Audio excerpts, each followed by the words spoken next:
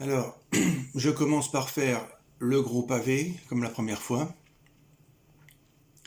en faisant donc l'esquisse de la face latérale.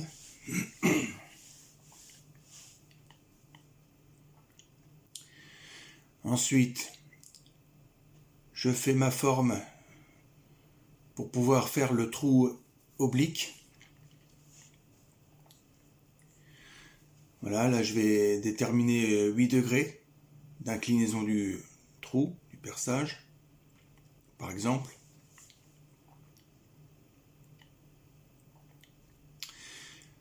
Voilà, j'enlève les traits en trop. Bon, je vais faire l'extrusion tout de suite à 160 par exemple. Les cotes n'ont aucune importance, hein, c'est juste l'exemple pour montrer la méthode. Bon, j'enregistre la pièce, voilà.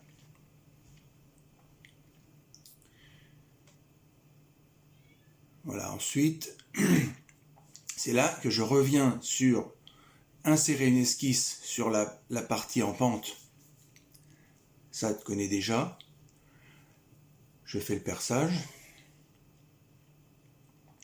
à travers tout. Voilà.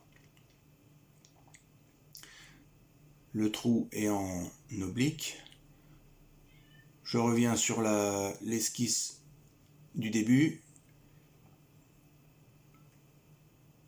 Je remets la forme à plat.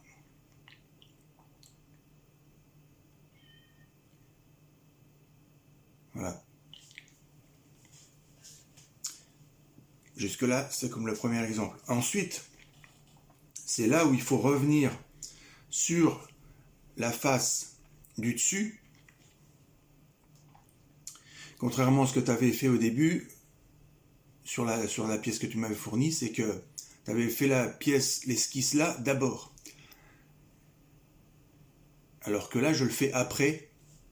Voilà. Donc je ne m'occupe pas des cotes.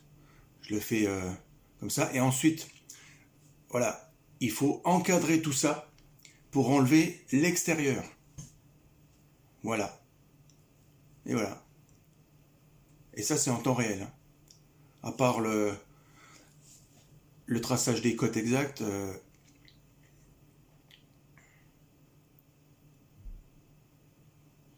voilà, j'enlève la gorge en dessous.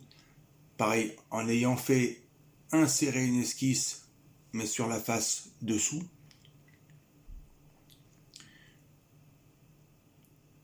Voilà, j'enlève 20 mm.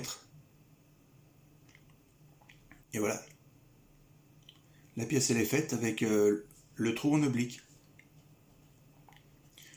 Je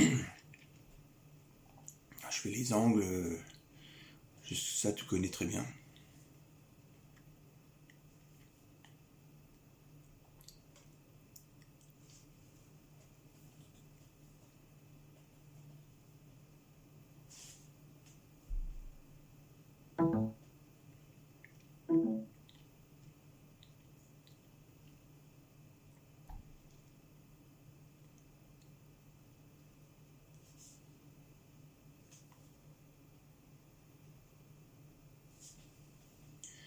Voilà.